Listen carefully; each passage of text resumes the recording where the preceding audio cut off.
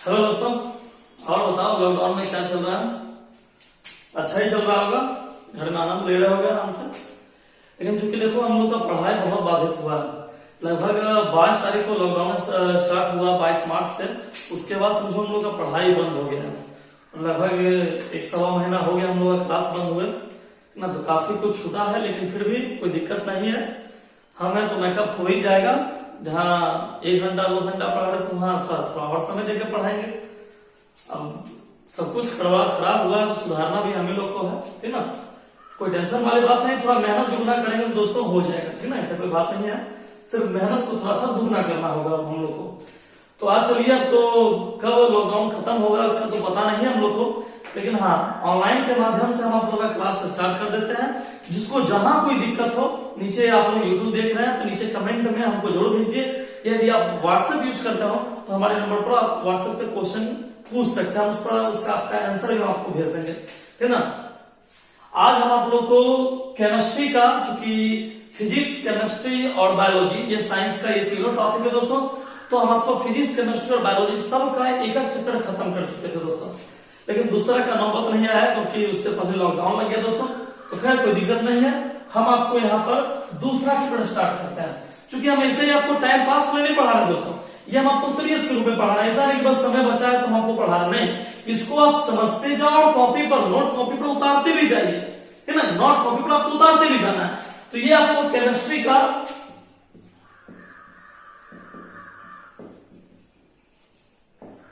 Chapter number 2 है दोस्तों, ध्यान रखिएगा। केमिस्ट्री का चैप्टर नंबर 2 है, जिसका नाम क्या है, अम्ल, भस्म और लवण। तो आज हम लोग इसी के बारे में जानेंगे दोस्तों, ठीक ना। तो आप लोग समझते भी जाइए और जो हम बोलते जाए उसको आप लिखते भी जाइए, ठीक ना। थोड़ा समय लगेगा, जल्दी जल्दी लिखना है, ठीक ना। जानवे कर दो, आजकल फास्ट भागना है। तो जानते हैं इसी टॉपिक के बारे में दोस्तों। सबसे पहले है अम्ल, भस्म और लवण। यह आपके केमिस्ट्री का दूसरा चैप्टर दोस्तों। टोटल केमिस्ट्री में आपको बताए थे कि टोटल केमिस्ट्री में 5 चैप्टर है। पहला था रासायनिक अभिक्रिया एवं समीकरण, दूसरा है अम्ल, भस्म और लवण। तो आज हम लोग जानेंगे अम्ल के बारे में। आज हम आपको इस चैप्टर का इंट्रोडक्शन देते हैं कि चैप्टर है क्या, इसमें क्या क्या पढ़ना है। हाँ, और एक बात और दिमाग में रखिएगा दोस्तों, चूंकि हम आज तो खैर सिर्फ केमिस्ट्री स्टार्ट कर रहे हैं, लेकिन कल से ध्यान से सुनिएगा, कल से सुबह में अर्थात इस टाइम 11 बजे से हम आप लोग को साइंस पढ़ाएंगे और शाम को 6 बजे से हम आप लोग को 6 या 7 बजे से हम आप लोग को मैथ पढ़ाएंगे, ठीक ना। तो आज सिर्फ केमिस्ट्री, कल से मैथ हम आप लोग का स्टार्ट करेंगे। मॉर्निंग में साइंस और इवनिंग में मैथ, ठीक ना। तो ये बात दिमाग में रखना है। चलिए तो हम आप लोग को स्टार्ट करते हैं। चैप्टर का नाम है दोस्तों अम्ल, भस्म और लवण, जिसमें आज हम लोग को पढ़ना है अम्ल। अम्ल किसे कहते हैं दोस्तों, आज चैप्टर को समझना है, शुरू से समझना है पहले क्या क्या है इस चैप्टर में। सबसे पहला टॉपिक आता है दोस्तों अम्ल। समझो, अम्ल को इंग्लिश में कहते हैं एसिड, और जानते हो ना अम्ल को इंग्लिश में कहते हैं एसिड। जानते हो शुद्ध हिंदी नाम इसका क्या है, तेजाब। नहीं, लोग फिल्म दिखाएंगे तेजाब, तो बस वही तेजाब। यदि आपके शरीर पर तेजाब का एक भी बूंद गिर जाए, समझना है हमारी बात को, आप सुन रहे हैं समझने के लिए, ठीक ना। सीरियस रूप में, अभी सीरियस रूप में पढ़े, सब क्लास में पढ़ते थे, वैसा ये पढ़िए। अम्ल, एसिड या तेजाब दोस्तों कहा जाता है। यदि आप अम्ल के बारे में पढ़िए तो जानते हो इसका नॉलेज बहुत विस्तृत है। अब जितना एसिड के बारे में पढ़िए, जितना अम्ल के बारे में पढ़िए दोस्तों, उतना कम है, ठीक ना। इसका जितना नॉलेज आप हासिल कीजिए उतना कम है। जानिए पहले अम्ल है क्या, एसिड क्या है। वैसे ये बताने की जरूरत नहीं है कि आखिर एसिड का हम लोग उपयोग कहां कहां करते हैं, लेकिन हाँ फिर भी आपको पढ़ना है। सबसे पहले हम तो एक छोटा सा डिफिनेशन दे, समझाने के रूप में आपको बताएं कि एसिड क्या है। तो एक छोटा सा डिफिनेशन मिलता है, पहचान मिलता है, जो स्वाद में खट्टा होता है,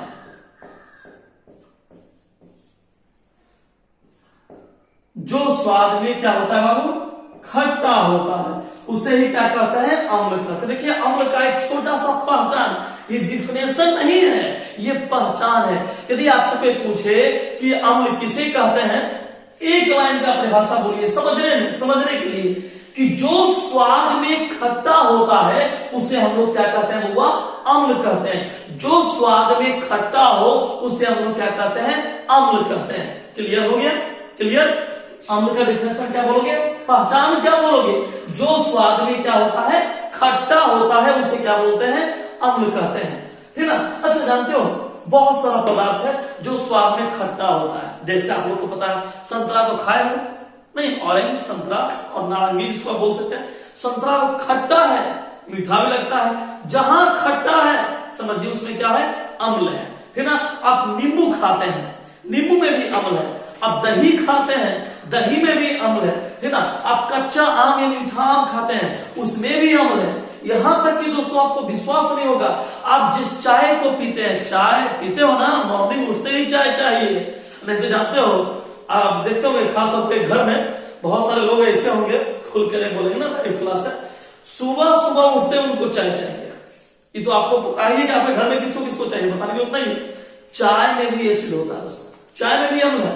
हर पदार्थ में, लगभग हर पदार्थ में जो स्वाद में खट्टा है उसमें अम्ल की मात्रा होती है दोस्तों। लेकिन हाँ, एक बात ये भी जानो, एक बात ये भी समझो कि एक ही अम्ल सब में नहीं होता है। मतलब कि जो अम्ल दोस्तों नींबू में होगा वो अम्ल आम में नहीं होगा, वो अम्ल आम में नहीं होगा, वो अम्ल किसी और पदार्थ में नहीं होगा, वो अम्ल आपका चाय में नहीं होगा, वो अम्ल आपका टमाटर में नहीं होगा, वो अम्ल आपका इमली में नहीं होगा। इसका मतलब कि हर पदार्थ में, जिस पदार्थ में अम्ल होता है इसका मतलब कि वह खट्टा है। लेकिन सभी पदार्थ में अम्ल समान नहीं रहता, हर पदार्थ में अम्ल अलग अलग होता है।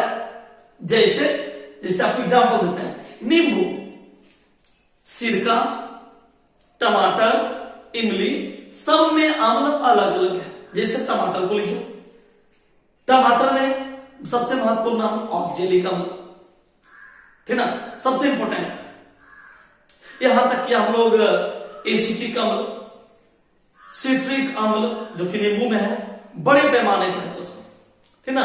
यहां तक कि आप सेब में देख सकते हैं, सबसे इंपोर्टेंट सेब में अम्ल होता है दोस्तों, क्योंकि सेब खाने में मीठा लगता है, फिर भी सेब में है कौन सा अम्ल है, मैलिक अम्ल।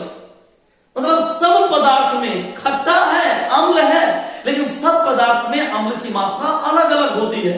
इसका मतलब कि यदि आपसे कोई पूछे कि अम्ल क्या है, तो आप पहचान बोल सकते हैं कि जो स्वाद में क्या होता है, खट्टा होता है, उसे हम लोग क्या कहते हैं, अम्ल कहते हैं। समझ में आ गई बात? जो हम बोले बात समझ में आ गई। हम क्या बोले कि जो पदार्थ स्वाद में खट्टा होता है उसे हम लोग क्या कहते हैं, अम्ल। ये डिफिनेशन नहीं है, ये परिभाषा नहीं दोस्त, पहचान है कि आप खा रहे हैं, ठीक ना। अब देखो ना, कच्चा आम खा, कच्चा आम खाते ही आपका एक आंख बंद हो गया, क्यों, खट्टा। इमली खाओ, इमली खाते जानते हो गोलगप्पा याद आता है, खाते ही देखते हो ज्यादा तीता रहा तो दोनों आंख बंद, और थोड़ा कम ज्यादा खट्टा रहा तो एक आंख बंद। पहचान है, ठीक ना। कोई भी चीज देखो ना, ज्यादा तीता खा लिए दोनों आंख बंद हो गए, तो लहर रहा है ना। एक मतलब ज्यादा खट्टा रहा, एक आंख बंद। जहां किसी का एक आंख बंद हो, समझ जाओ मन में खट्टा चल रहा है, समझ गया। तो अम्ल का मतलब क्या हुआ कि जो स्वाद में खट्टा होता है, ठीक ना। अच्छा, जानते हो एक वैज्ञानिक है, आपको विश्वास नहीं होगा, इसका डिफिनेशन देने के लिए भी एक वैज्ञानिक है। उस वैज्ञानिक का नाम जानो, सबसे इंपोर्टेंट वैज्ञानिक है दोस्तों, उसका नाम जानिए। उस वैज्ञानिक का नाम है आरहेनियस। नाम तो भुला गया, फिर से सुनो, आरहेनियस। एक बार बोले हैं, आरहेनियस। तुम लोग ही मन में बोल लो, क्या बोलोगे, आरहेनियस, मन ही मन। ये मोबाइल पर चल रहा है, जोर से बोलोगे घर वाले घबरा जाएंगे, ठीक ना। क्या बोलोगे, आरहेनियस। पहले ऐसे वैज्ञानिक आए जिन्होंने किसको परिभाषित किया, अम्ल का। अच्छा, एक बात, अम्ल का परिभाषा तो समझ में भी नहीं आया क्योंकि आपको बताया नहीं, लेकिन हाँ पहचान समझ में आ गया कि जो पदार्थ स्वाद में खट्टा होता है उसे हम लोग क्या कहते हैं, अम्ल। मतलब वह पदार्थ क्या होता है, अम्ल होता है। क्लियर है? ठीक। अब आया सवाल दोस्तों कि आखिर अम्ल का परिभाषा क्या है, किसे कहते हैं हम। देखो, तो आरहेनियस जब आए तो आरहेनियस ने एक परिभाषा दिया। क्या परिभाषा दिया, ध्यान सुनिएगा, और हम 2-3 बार बोलेंगे, हो सके तो आप लिखते भी चलिएगा। जो हम बोल रहे हैं, जो भी बात हम बोल रहे हैं, उसको आप लिखते चलिए। इससे क्या होगा, नोट आपका तैयार होते रहेगा, है ना। इससे आपका नोट तैयार होगा, बाद में जब क्लास खुलेगा तो हम क्वेश्चन आंसर कराते रहेंगे, ठीक ना। देखिए आर्हेनियस ने क्या दिया, यदि आपसे पूछे कि अम्ल किसे कहते हैं तो क्या बोलोगे, आर्हेनियस के द्वारा, ये बोलना है आर्हेनियस के द्वारा अम्ल वह पदार्थ है, आर्हेनियस के द्वारा, आप लिख भी सकते हैं, आर्हेनियस के द्वारा अम्ल वह पदार्थ है, ठीक ना।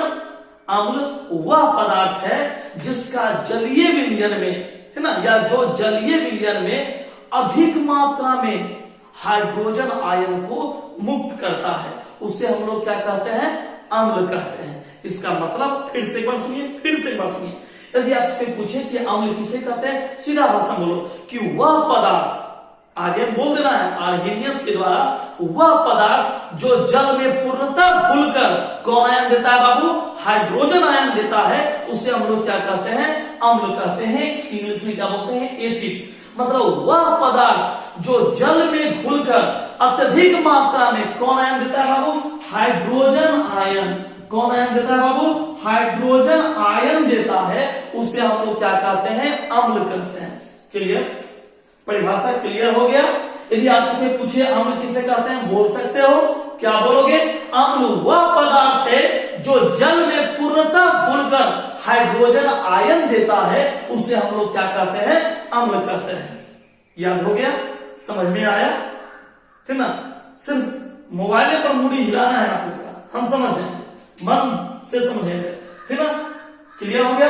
अम्ल किसे कहते हैं, बोल दोगे, क्या बोलोगे, तुम ही बोलो, क्या बोलोगे, आर्हेनियस के द्वारा अम्ल वह पदार्थ है जो जल में पूर्णतः घुलकर कौन आयन देता है, वह हाइड्रोजन आयन देता है। मतलब अम्ल, यदि आपको ऑब्जेक्टिव में पूछो क्या, यदि आपसे कोई ऑब्जेक्टिव में पूछे अम्ल कौन सा आयन देता है, ठीक ना, अम्ल कौन सा आयन देता है, तो बोल देना मन, ठीक ना, विधान आयन देता है, रीना नहीं, क्या बोलोगे, हाइड्रोजन आयन देता है।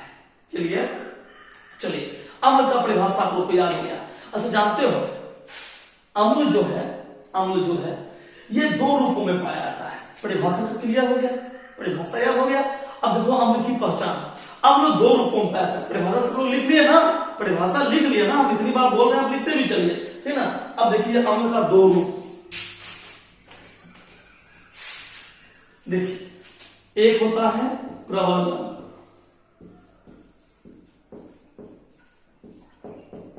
स्ट्रॉन्ग एसिड, ये स्ट्रॉन्ग एसिड है, समझ रहे हैं ना, स्ट्रॉन्ग। और एक होता है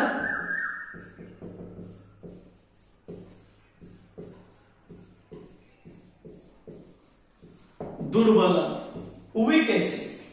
समझिएगा दोस्तों, ये अम्ल के प्रकार नहीं है, ये भागों में बांटा गया है अम्ल को। कितने भागों में, दो भागों में, एक है प्रबल अम्ल, एक है दुर्बल अम्ल। इंग्लिश में क्या बोलेंगे, स्ट्रॉन्ग एसिड, वीक एसिड, ठीक है।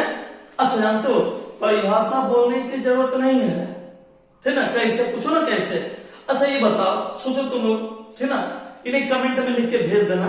यदि कोई पूछे रसगुल्ला किससे कहते हैं, तो क्या बोलो। अच्छा मानो कोई विद्यार्थी पहली बार बोल रहा है रसगुल्ला का परिभाषा, तो क्या बोलेगा, रसगुल्ला, मतलब जिस गुल्ला में क्या भरा हो, रस।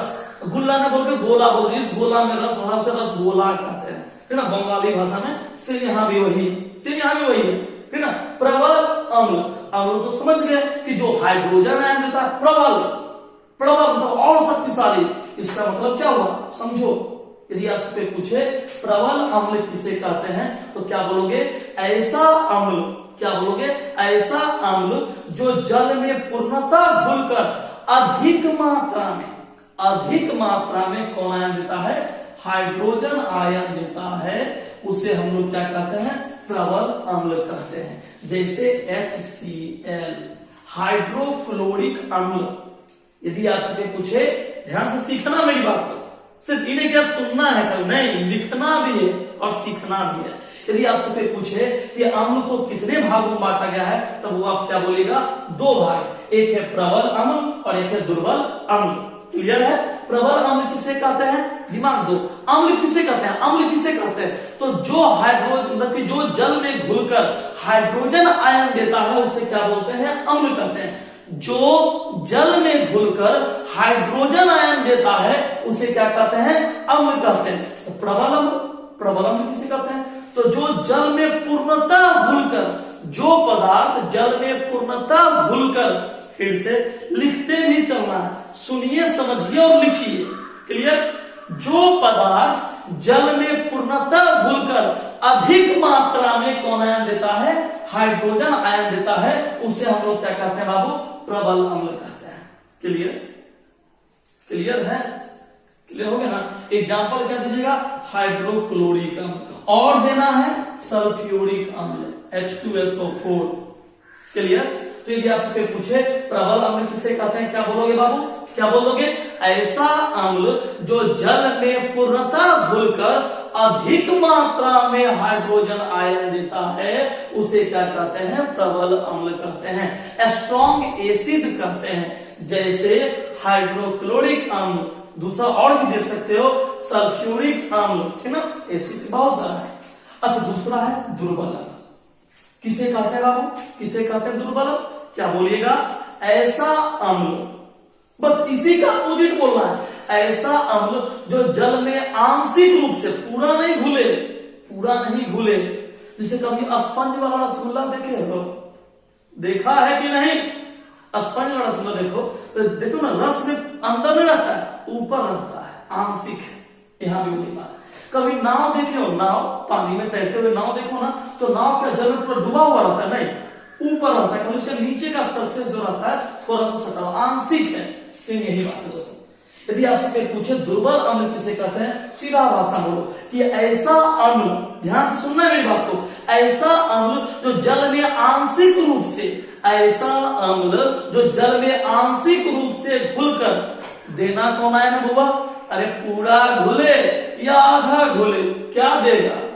हाइड्रोजन आयन, चाहे अधिक दे चाहे बोलो, समझ गया, कम दे, उसे कौन अम्ल कहते हैं? दुर्बल अम्ल। एक बार फिर से सुनिएगा, यदि आपसे पूछे दुर्बल अम्ल किसे कहते हैं बउआ, क्या बोलिएगा?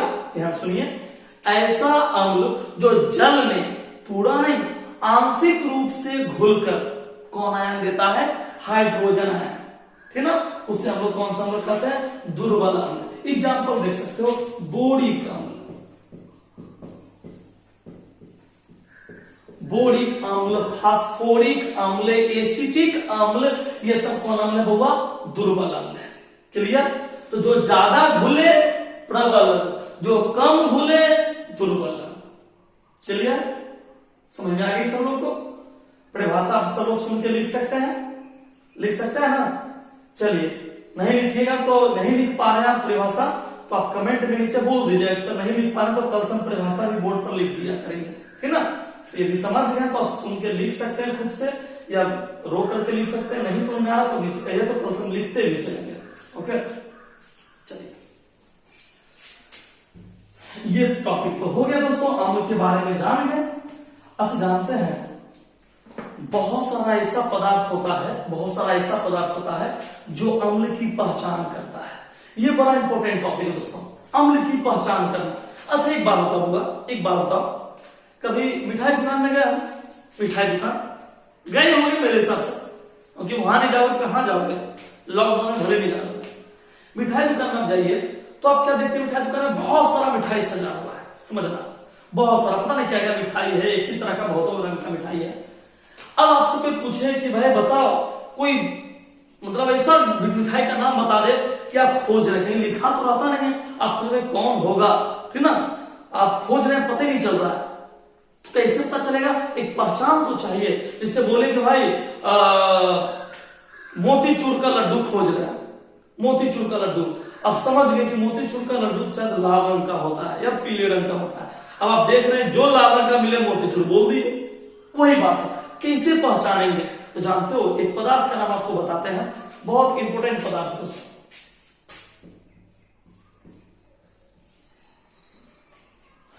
देखिए, उस पदार्थ का नाम है, एक ऐसा पदार्थ आपको बताएंगे दोस्तों जिसके माध्यम से हम लोग अम्ल की पहचान करते हैं। वैसे बहुत सारा प्राकृतिक पदार्थ भी है और कृत्रिम पदार्थ भी है, लेकिन एक ऐसा पदार्थ है दोस्तों जिसके द्वारा हम लोग अम्ल की पहचान करते हैं। उसके लिए हम आपको एक छोटा सा एग्जाम्पल देते हैं दोस्तों, आप समझिएगा। देखिए दोस्तों, अब हम आपको एक क्या बताया कि एक ऐसा पदार्थ दोस्तों जो पहचान करता अम्ल का, उस कुछ पदार्थ के नाम लिख दिए, कुछ प्राकृतिक है, कुछ कृत्रिम है, ये सब देख सकते हैं। लिटमस, मेथिल ऑरेंज, फिनानेफ्थलीन, है ना, ये सब कुछ ऐसा पदार्थ दोस्तों जो अम्ल की पहचान करता है। सबसे पहले बातचीत करेंगे, ये प्राकृतिक है, इसको छोड़िए, ये प्राकृतिक है दोस्तों, एक प्राकृतिक पदार्थ लिए, एक कृत्रिम पदार्थ लिए, है ना, ये नेचुरल है, ये विदाउट नेचुरल है, ये एक कंपाउंड है ना, जिसको हम लोग लिए हैं। लिटमस, जाने लिटमस हम तो क्लास 9 में भी आप पढ़ेंगे। लिटमस एक प्रकार का पत्ती होता है, इसमें पेड़ पौधे का पत्ती होता है, ये पत्ती है, नेचुरल है ना, ये एक प्रकार का पत्ती है। या तो लाइकेन, है ना, लाइकेन पौधे से लिटमस प्राप्त होता है। आप लोग केमिस्ट्री में पूरा नॉलेज लीजिए। थैलोफाइटा वर्ग के, कौन वर्ग के हुआ, थैलोफाइटा वर्ग के लाइकेन, याद रखिए, लाइकेन पौधे से प्राप्त होता है। ये दोस्तों लाइकेन पौधे से यह प्राप्त होता है। मतलब यदि आपसे पूछे कि लिटमस, मतलब या ऐसा कोई पूछ दे कि एक ऐसा पदार्थ का नाम बताओ, एक ऐसा प्राकृतिक पदार्थ का नाम बताओ जिससे किसी अम्ल की जांच होती है कि वह अम्ल है या नहीं है, तो आप क्या नाम बताइएगा, लिटमस। प्राकृतिक है दोस्तों, आप और भी नाम ले सकते हैं, हल्दी ले सकते हैं, चुकंदर ले सकते हैं, गोभी ले सकते हैं, लेकिन एक वो ऐसा नाम लीजिए जो कि लोग प्रयोगशाला में भी उसका उपयोग कर सकते हैं। अब मालूम चला हल्दी लेके गए, वहीं पर कोई खाना बनाना शुरू कर दिया तो नुकसान हो गया, चुकंदर गए खा गया, कोई मतलब हुआ? तो ये बताओ, लिटमस से पत्ती कितना चल गया, अपनी तो होने की चिवा जाओगे बैठ के, है ना। तो लिटमस किस पौधे से प्राप्त होता है? लाइकेन पौधे से। अच्छा, किस वर्ग से प्राप्त होता है? ये भी देखिए, ये थैलोफाइटा वर्ग, समझिए, लिटमस किससे प्राप्त होता हुआ? तो थैलोफाइटा वर्ग के लाइकेन पौधे से। थैलोफाइटा वर्ग के लाइकेन पौधे से क्या प्राप्त होता है हुआ? लिटमस। और ये लिटमस एक प्राकृतिक पदार्थ है। लिटमस कहां से प्राप्त हुआ?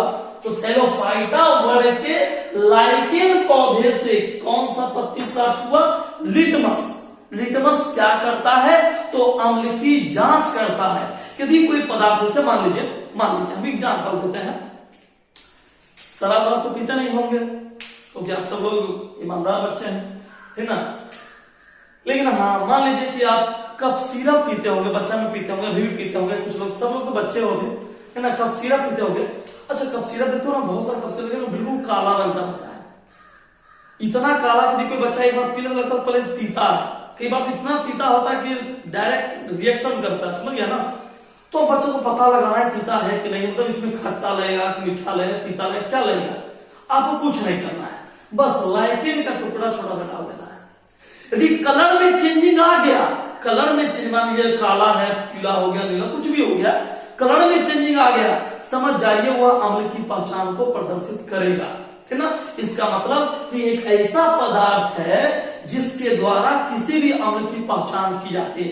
तो ये एक प्राकृतिक पदार्थ है दोस्तों, ये प्राकृतिक है, और ये क्या है हुआ?